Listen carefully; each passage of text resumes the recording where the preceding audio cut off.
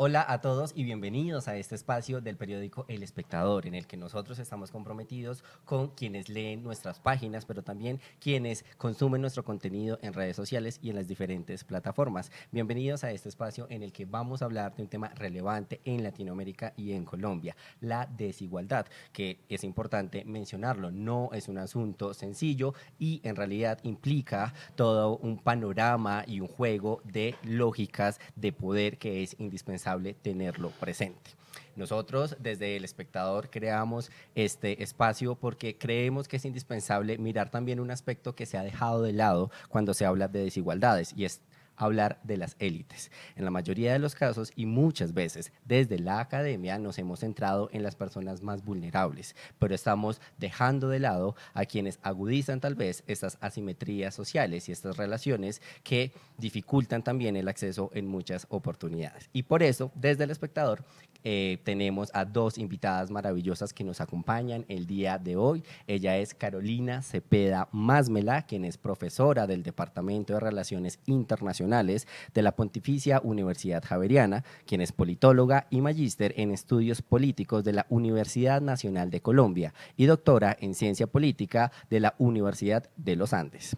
A su vez, también nos acompaña en este panel Egna Camelo Salcedo, abogada y politóloga de la Universidad Nacional de Colombia, magíster en Derecho y estudiante del doctorado en esta misma área. Adicionalmente, es docente en su alma mater y es coordinadora del Centro de Pensamiento Pospenados, que busca soluciones integrales e interdisciplinarias al problema de la resocialización de la población privada de la libertad o pospenada en Latinoamérica. Quiero agradecerles por acompañarnos este día y qué maravilla que ustedes dos estén justo en este espacio, porque también reconocemos que existen élites académicas que en su mayoría han sido masculinizadas. Entonces, tener a dos expertas en diferentes áreas hablando de desigualdades será fundamental para enriquecer también el debate. Pero antes de empezar, es importante señalar que este espacio de discusión lo creamos desde El Espectador en articulación con el Consejo Latinoamericano de Ciencias Sociales en el marco de la especialización internacional en políticas públicas para la igualdad en América Latina. Dicho esto, creo que es importante que empecemos y entremos en materia para que quienes nos acompañan en este momento puedan empezar como a conocer cuáles son sus posturas y las reflexiones que debemos tener al hablar de desigualdad y también de los grupos privilegiados o, no sé, las élites, como se le quiera llamar. Empecemos hablando, si te parece, Carolina, de por qué es indispensable reconocer que las prácticas de las élites perpetúan las desigualdades.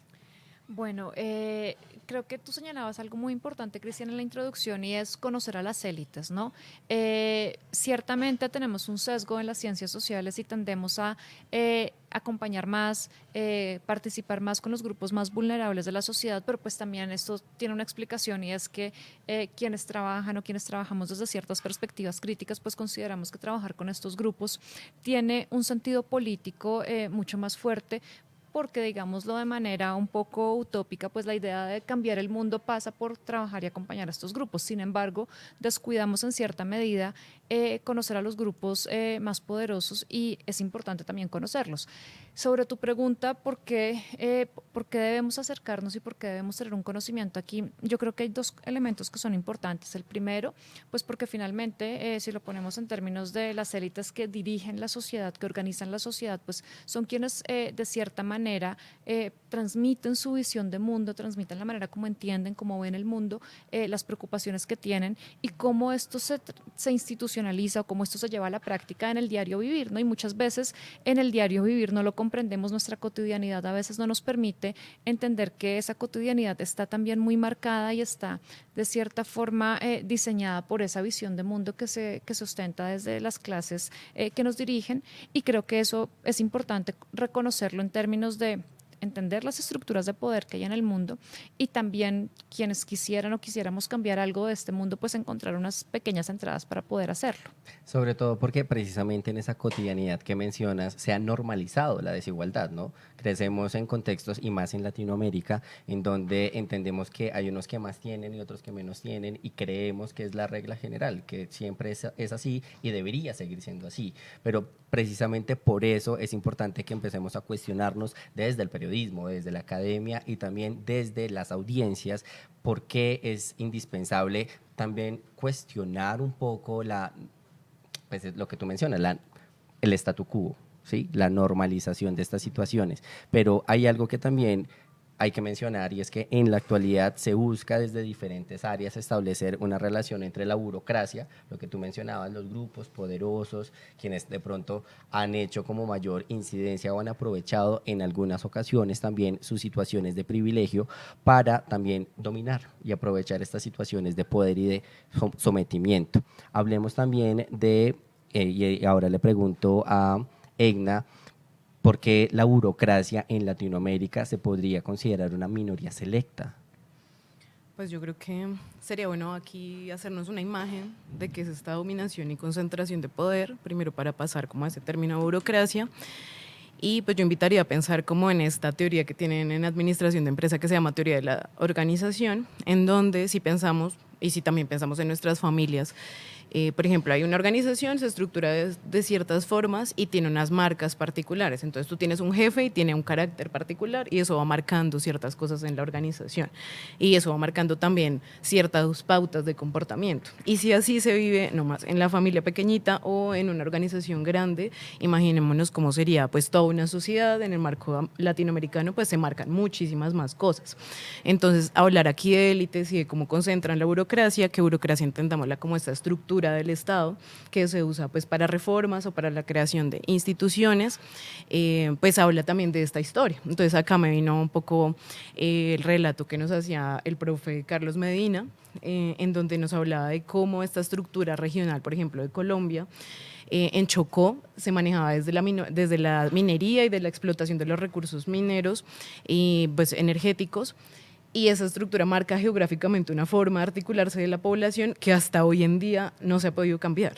Entonces, esa burocratización hace que, por ejemplo, esa élite que en ese momento gobernaba pasa con unas transiciones en el marco de la independencia, pero se mantiene hasta hoy en el control del Estado, y con pues, las modificaciones que en los años 80 vienen a darse, hace que se constituya como una concentración de poder alrededor del Estado y una visión del poder que sigue reproduciendo eso. Entonces el Estado intenta hacerse más pequeño, lo hacen más pequeño y pues no acompaña estas modificaciones tan importantes de redistribución de la riqueza, de políticas sociales que hacen que esas organizaciones, haz de cuenta que tienes un jefe encima de eso que podría ser el Estado, para modificar e intentar cambiar con algunas políticas, pero pues esa concentración hace que no se pueda cambiar la estructura.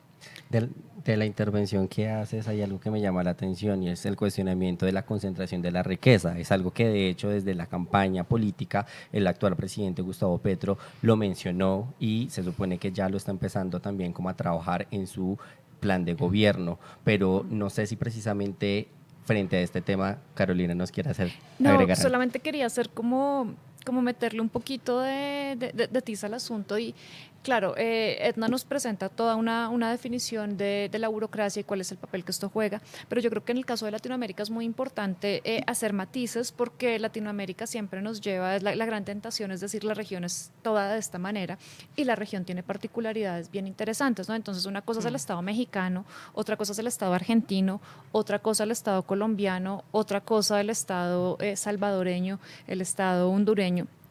Son distintas estas burocracias, sus élites también son distintas. No quiero decir con esto que haya unas mejores o peores que otras, simplemente son distintas. Y los estados también tienen un grado de control y un grado de institucionalidad que va a ser diferente. Entonces yo creo que eso también es importante tenerlo en cuenta de cara a dar el debate sobre la desigualdad y el papel que cumple el Estado, no solamente en términos burocráticos de diseñar el aparato burocrático, sino también de diseñar reglas de juego que permitan a las personas poder competir de manera más o menos equitativa dependiendo del contexto. Y frente a lo que tú mencionas, hay algo también elemental y es cómo entran las epistemologías de coloniales y lo que tú mencionabas también como referentes latinoamericanos para hablar y hacer nuestro propio análisis de lo que ocurre en las regiones. Hablemos en ese sentido, hablemoslo en plural, como lo mencionas, porque me llama la atención ese cuestionamiento también. Y es decir, hay más de una, somos la región del Caribe, pero también es importante entender las particularidades socioeconómicas y políticas de cada una de las naciones. Y en esa misma línea, pues las epistemologías de coloniales han avanzado mucho en el desarrollo también de este cuestionamiento de si existe en realidad un único sentido de desarrollo, es decir, solo existe un concepto de desarrollo, debemos acatar como tal lo que mencionan los países potencia, como Estados Unidos, o bueno, ya todos sabemos algunas potencias en el mundo. Y quisiera preguntarle a Egna si la región latinoamericana pues ha presentado también avances significativos en este cuestionamiento, que recordemos que el concepto de desarrollo es visto desde dos aristas. Uno, sobre una imposición, ¿sí? O también desde como la priorización del desarrollo económico. ¿Tú qué opinas al respecto? Sí, pues yo creo que hay dos imágenes aquí que son muy bien importantes para dialogar. La primera es como el mito de Sísifo, ¿no? Entonces, como este señor que está subiendo una montaña con una roca y llega a la mitad y no, otra vez se vuelve. O sea, es imposible salir de esa lógica y creo que es importante reconocernos como región latinoamericana en ese mito. Porque de todas formas esta historia que nos acompaña con el colonialismo crea unas marcas diferenciales desde el principio. Y a veces creemos que sí, como esta idea de que si trabajamos fuertemente todos los días, madrugamos, producimos, vamos a salir de ese mito, y no necesariamente. O sea, necesitamos un trabajo, hay un margen de individualidad, pero generalmente las cosas se construyen colectivamente y la riqueza necesita una construcción colectiva. Y en esa comprensión es donde se empieza a cuestionar este concepto de desarrollo, ¿no? Entonces, desarrollo siempre en el marco de la visión de crecimiento económico, muy ligado a lo que también decía un poquito en las reflexiones y pues en la campaña ahorita, en la presidencia Petro, sobre la explotación minera, energética de pues, toda la industria. ¿Qué consecuencias trae para tanto el ser humano como para toda la naturaleza y la supervivencia en general de nosotros? Y la vinculación también de que siempre nos hemos quedado en el sector primario de la economía, ¿no? Que es también uno de los cuestionamientos que se hace desde el Ministerio de Minas y Energía. Sí, eso es una distribución además global, o sea, no solamente estamos en una comprensión acá regional y por país, sino una distribución de los roles y del trabajo global que se presenta, y por el cual, digamos, tenemos a un Chile con una explotación minera para la producción masiva de tecnología, que también es como, bueno, ellos alcanzan unos desarrollos tecnológicos, pero nosotros les damos las materias primas y no hay ningún cuestionamiento al respecto de eso. Y tenemos una marca muy clara que creo que en este momento justo de la economía nacional se está cuestionando y es interesante, es la mitad de nuestro presupuesto del PIB se va para el tema de deuda nacional. Entonces, si siempre tenemos esa marca colonial, pues ¿cómo vamos a poder desarrollarnos? Si siempre tenemos un préstamo para comer, como en la cotidianidad, ¿cómo vamos a poder comprar e invertir en otros tipos de acciones o políticas sociales? Entonces, en el marco de ese pues, cuestionamiento del desarrollo y del concepto de desarrollo, empiezan a haber avances en la región latinoamericana. Por ejemplo, la primera que se me viene a la mente es la que realizan en la Constitución de Bolivia, ¿no? Entonces, como toda esta política, y creo que ahorita Carolina va a profundizar más sobre eso, sobre el buen vivir, ¿no? Entonces, y lo que decía un poquito Francia Márquez en su discurso, que lo han tomado de forma muy jocosa en los medios de comunicación, como el vivir sabroso.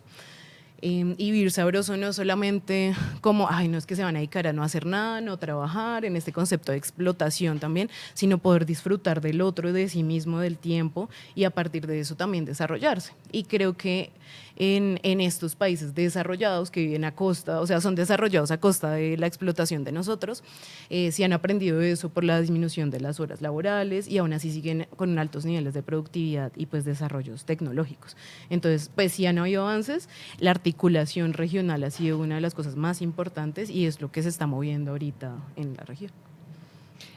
Bueno, sobre eso yo quisiera irme un poquito más atrás en el tiempo. Y claro, digamos que los gobiernos que hay en América Latina de lo que se llamó la marea rosa pusieron un poco sobre la mesa el debate alrededor de estos temas del desarrollo, pero pues tristemente o paradójicamente no rompieron realmente con prácticas extractivistas o no extractivistas, ¿no? Si uno mira Evo Morales en Bolivia, Rafael Correa En Ecuador, Qué constituciones que elevaron, digamos, la madre naturaleza a sujeto de derechos, por ejemplo, pues realmente sus prácticas extractivistas no son tan distintas de pues, sociedades un poco diferentes, ¿no? Pero lo que yo sí creo es que en América Latina llevamos mucho tiempo reflexionando sobre esto y creo que el problema es que no nos leemos entre nosotros y no nos estudiamos entre nosotros, ¿no? Parte del problema es eso. Entonces uno piensa en autores de coloniales y uno dice, claro, figuras como Arturo Escobar, que es colombiano, figuras como Aníbal Quijano, que es peruano, vienen a la cabeza de uno reivindicando un poco los otros saberes, otras formas de conocer, otras maneras de acercarse y está muy bien, pero si vamos más atrás en el tiempo, incluso vamos a encontrarnos, por ejemplo, con los teóricos de la dependencia que ya señalaban en los años 60 de manera muy fuerte y muy marcada la imposibilidad de superar la condición de dependencia dentro de un marco de desarrollo capitalista, ¿sí? Señalaban el legado colonial, señalaban también la explotación, la superexplotación, y si uno va incluso y es más generoso, uno dice, bueno, pues la CEPAL en sus orígenes con Raúl Prebisch y los economistas que lo acompañaron también cuestionaban esa noción de desarrollo sin necesidad de romper radicalmente con el modo de producción capitalista, pero ya lo cuestionaban. Entonces, yo creo que en América Latina llevamos más de medio siglo pensando y señalando ciertas problemáticas y también señalando que son problemáticas que tienen matices, otra vez insisto en eso, en los países, ¿no?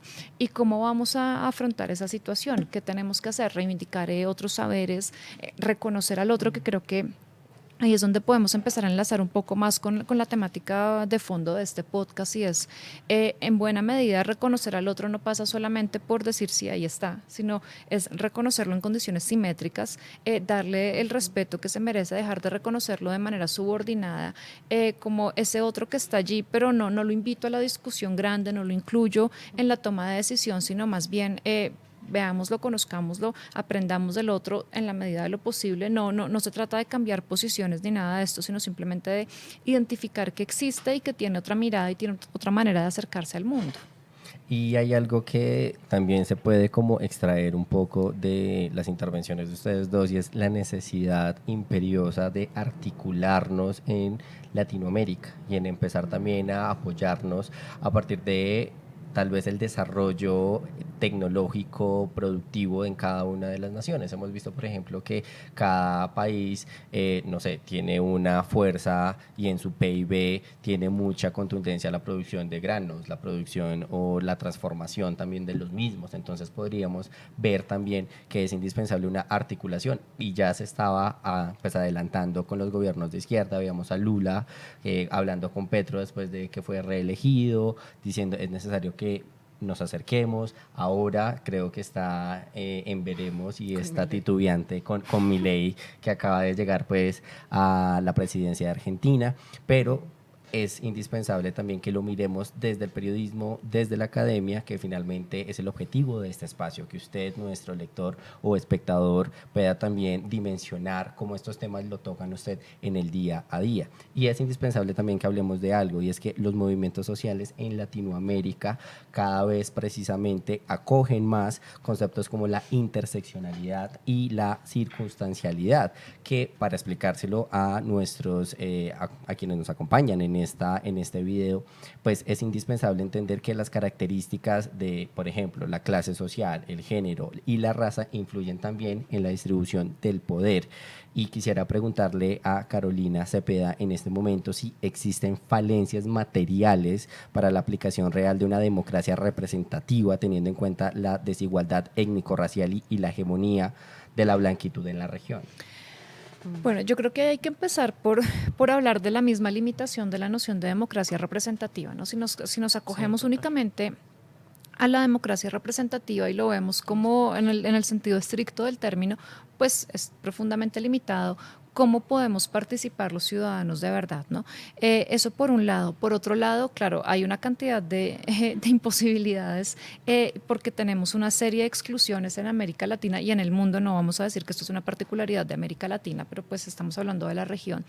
Hay una serie de exclusiones que se entrecruzan y que van haciendo que la cosa sea peor para algunas personas, ¿no? Entonces, claro, ser un hombre de clase obrera en Bogotá es difícil, ¿cierto? Pero es mucho más difícil ser una mujer de clase obrera, homosexual, racializada en Bogotá, ¿sí? Ahí empezamos a ver que se entrecruzan más cosas que hacen más difícil para estas personas acceder no solamente a ciertos servicios, a ciertos lugares, sino para ejercer propiamente sus derechos, que es tal vez lo más preocupante en este asunto, ¿no? Ejercer los derechos, participar, lograr que alguien me represente se vuelve más complicado conforme yo le voy sumando exclusiones a la situación de cada persona. Entonces, yo creo que en América Latina eso efectivamente genera problemas para que se ejerza la democracia representativa, pero al mismo tiempo, y yo no quiero sonar mal y espero que no se me malinterprete, pero yo creo que también si nosotros nos acercamos a entender la realidad de las personas desde esa visión de la democracia liberal occidental, pues también estamos siendo muy limitados en nuestro propio análisis.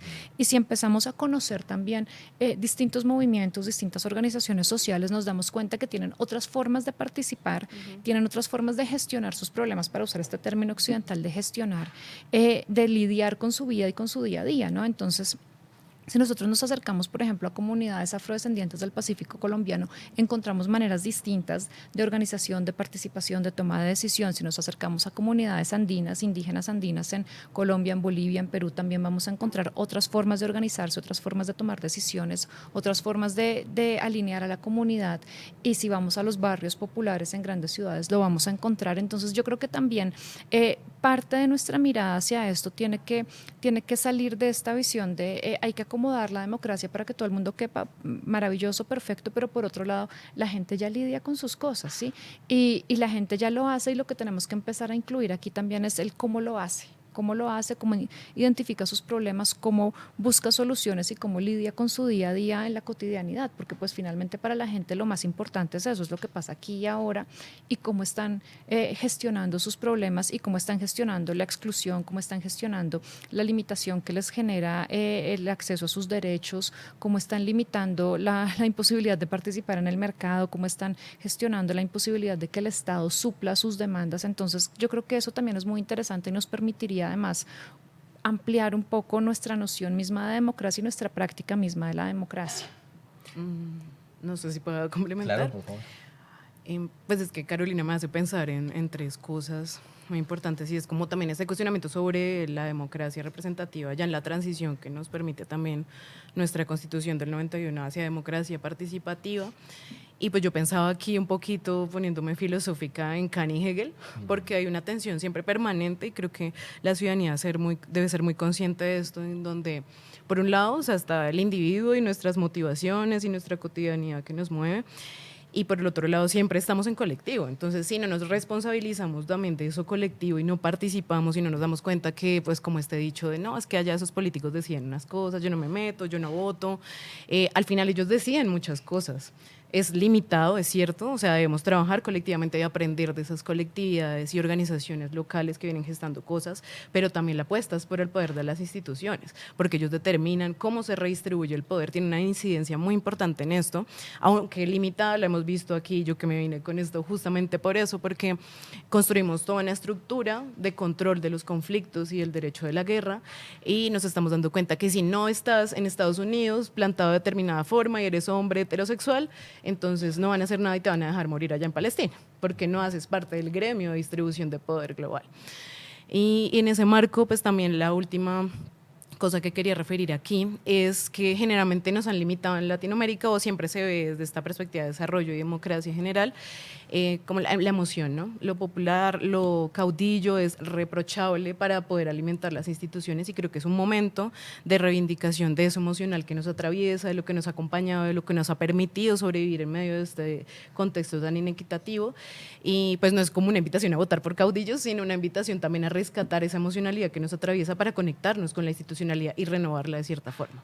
Hablábamos de burocracias y ahora también de la importancia de la representatividad, pero hay una característica en Colombia: la mayoría de los habitantes del país son mujeres, pero también hay un escenario, hay muy poca representatividad femenina en escenarios de toma de poder o de decisiones políticas. Y si extendemos este análisis a Latinoamérica, pues desde 1990 solo 13 mujeres han sido presidentas. Yo creo que esto también dice mucho de cómo hace falta también también como incentivar la participación, entendiendo las características que ustedes dos mencionaban también. Es decir, no basta solo con decir faltan mujeres, hay que entender las situaciones que tienen que atravesar las mujeres para competir en igualdad de condiciones, entre comillas, porque no es igualdad de condiciones, pues para llegar también a cargos de elección popular. De hecho, pues esto en un mundo donde todavía se asocia el liderazgo como una característica masculina, que sigue siendo pues como el relego y el legado de una sociedad machista que empezamos a cuestionar en este momento.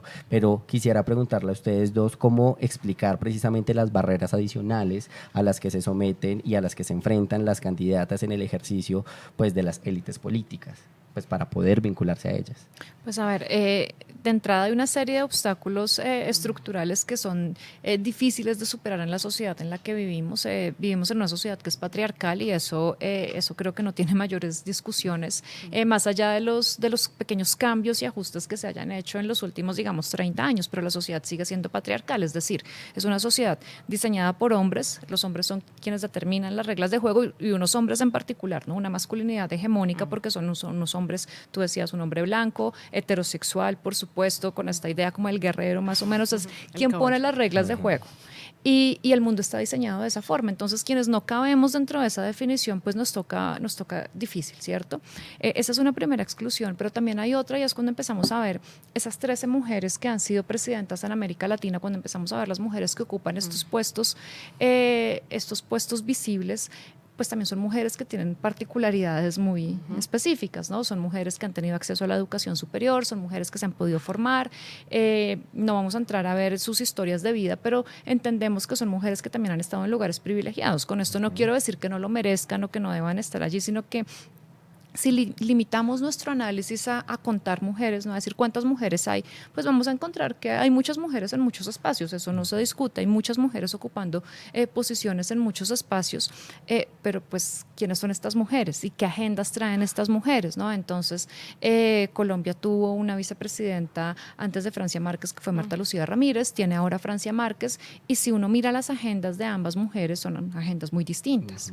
No sé, una puede ser mejor que la otra dependiendo de dónde se pare uno en el mundo a mirarlo, pero esto significa que no es suficiente mirar cuántas mujeres hay, esto nos deja en una limitación fuertísima y es pues si yo encuentro que de repente hay 60% de puestos en manos de mujeres, esto a mí qué me está diciendo del mundo, realmente el mundo se cambió y el mundo es menos patriarcal porque ahora hay 60 mujeres allí, o tengo que entrar a cualificar un poco esa participación de las mujeres y de qué tipo de mujeres, ¿no? Porque además aquí yo sí creo que nos limitamos a decir a seguir viendo esto en términos binarios y también me parece muy complicado si no abrimos la discusión a pues otras formas de ser, de sentirse, de expresarse, que tampoco están representadas allí, pero claro, ustedes me pueden decir, no hemos superado la fase 1.0, no nos metamos con la 2.0. Pero me parece muy interesante lo que mencionas, porque sería también hablar, por ejemplo, de la representatividad, por ejemplo, de las personas trans en escenarios de poder, que hemos visto también que han sido bastante relegadas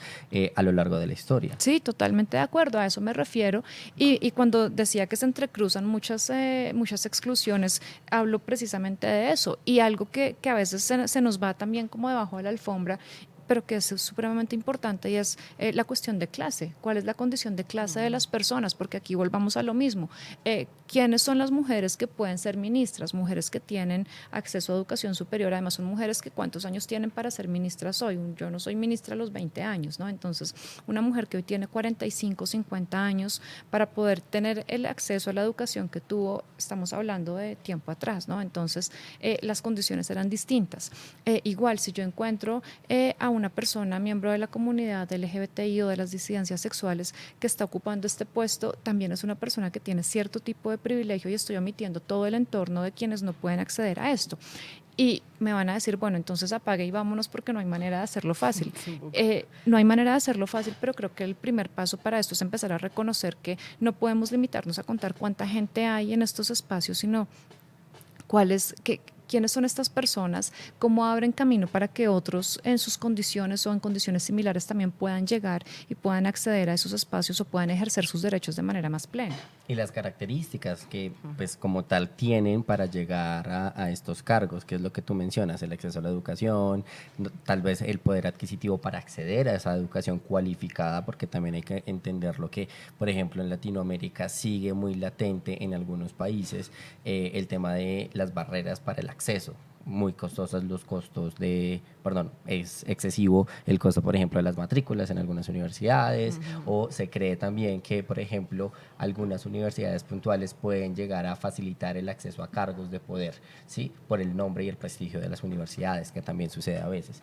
¿Tú qué opinas al respecto, Egla? Bueno, digamos que yo lo complementaría, pues mal sería yo abogada diciendo que lo institucional no debe seguir siendo una apuesta y la discriminación positiva que se ha intentado, como estableciendo la línea cremallera o estableciendo unas cuotas específicas para la participación y la democracia representativa, pues no ha sido un avance. Además porque también la vivencia que uno tiene como mujer es muy particular y a pesar de que Marta Lucía Ramírez no tenga una lucha feminista detrás, sí tiene una vivencia femenina detrás de ella, ¿no? Y pues en el marco de eso, sí, por supuesto criticable y tenemos un panorama complejo, pero yo estaba pensando ahorita en una comunidad afro en la que estuve como hace un año, y esta lideresa territorial le llegó todo el discurso, todo el trabajo del feminismo y yo decía, juepucha, o sea, es el trabajo organizacional colectivo que empieza a mover y también, sobre todo, que es lo más difícil de romper, como es la estructura y la visión tan masculinizada de la estructura institucional, ¿no? Y como si no tienes determinados rasgos, pues no accedes a esas posiciones o no puedes ser reconocida y más bien eres burlada dentro de esas instituciones. Pero pues también creo que una ganancia de lo que hemos aprendido como en este rol femenino es esto del cuidado, ¿no? Siempre se nos ha asignado el cuidado y en las organizaciones generalmente, en las organizaciones tanto de poder como sociales en general, tenemos a cargo eso. Y por ejemplo en el cuestionamiento del desarrollo y toda esta política de la economía del cuidado es una cosa que se está posicionando hoy muy fuertemente porque sin eso no se sustenta nada, sin eso no se sostiene ningún desarrollo, ningún trabajo, ninguna labor adicional y nosotros siempre hemos sostenido eso, siempre hemos guiado como de toda esta particularidad del cuidado del otro y si lo extendemos un poco y si lo podemos materializar en la institucionalidad, tendremos una institucionalidad que se cuestiona sobre el otro y así como tú referías, que tiene al otro de presente como primera plana, pues.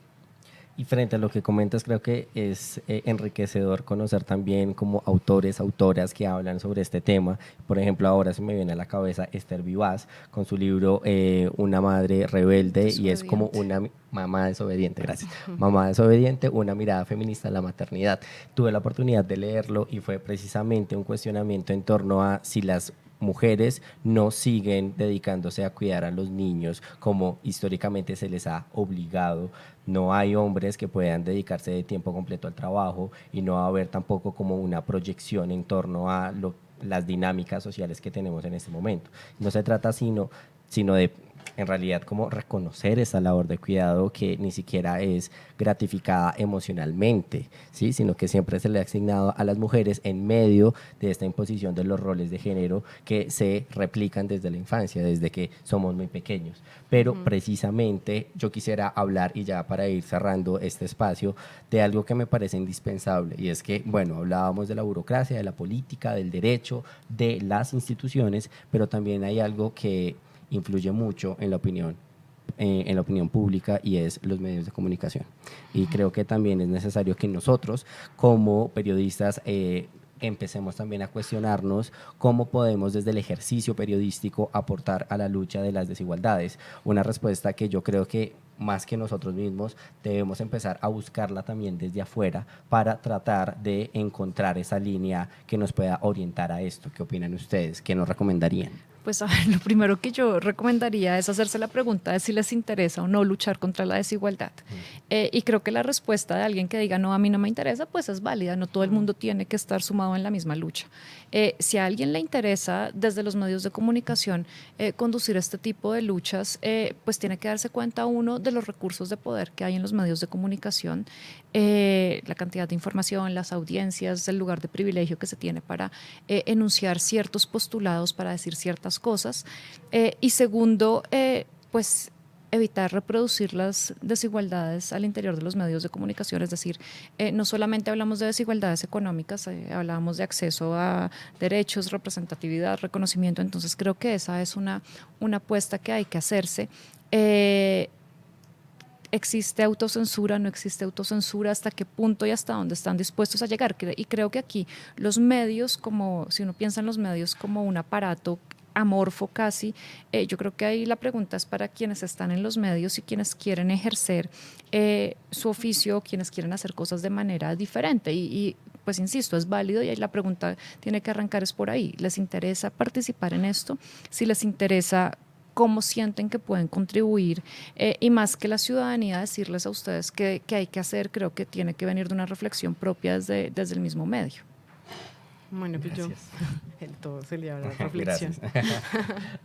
Yo estaba pensando en una de las clases, en una de las charlas que leí justo a los abogados, ¿no? Porque los abogados cuando nos vamos formando empezamos con esta reflexión ética, social, filosófica y después terminamos siendo unos técnicos, como en una estructura y reproduciendo la estructura del sistema. Y yo creo que podría ser similar para ustedes en el marco de sus reflexiones, porque lo más importante es que recuerden para quién trabajan, porque también evidentemente en esto hay una concentración del poder de los medios de comunicación. Hay unos medios y hay unos gremios económicos detrás de los medios de comunicación más poderosos, por ejemplo, de nuestro país. Y si hay una concentración, entonces hay que recordar quiénes son y por qué quieren esa concentración y qué tipo de información quieren transmitir a la ciudadanía. Y pensarlo en esta responsabilidad que tenemos con toda la sociedad, de que eso ayuda a reproducir la inequidad pues en toda la sociedad, porque fortalece unos discursos que son en contra de la misma sociedad, en contra de sus avances sociales. Entonces esa sería la primera invitación a reflexionarse. Y lo segundo, pues aquí sí, mi lado sindicalista, lo organizativo, ¿no? Reconocerse con otros que estén en esa misma apuesta por cambiar la estructura del discurso, por apuestas también de desarrollos alternativos, y articularse para movilizar algo frente a eso que seguramente están marcados por eso, unos gremios poderosos que marcan una línea informativa. Quiero agradecerle a las dos invitadas que nos acompañaron en esta discusión y recordarle a quienes nos están viendo en este momento que a mi derecha tengo a Carolina Cepeda Másmela, quien es profesora del Departamento de Relaciones Internacionales de la Pontificia Universidad Javeriana, y a mi izquierda tengo a Egna Camelo Salcedo, quien es abogada y politóloga de la Universidad Nacional de Colombia, magíster en Derecho y estudiante del doctorado en esta misma área. Gracias a ustedes por acompañarnos y recuerden que el tema de la desigualdad es indispensable para que nosotros entendamos las situaciones sociales que se viven en Latinoamérica. Recuerde que puede dejarnos sus comentarios y opinar por qué es indispensable pensar en las élites al hablar de desigualdades. Los leemos en redes sociales y nos vemos en una próxima ocasión.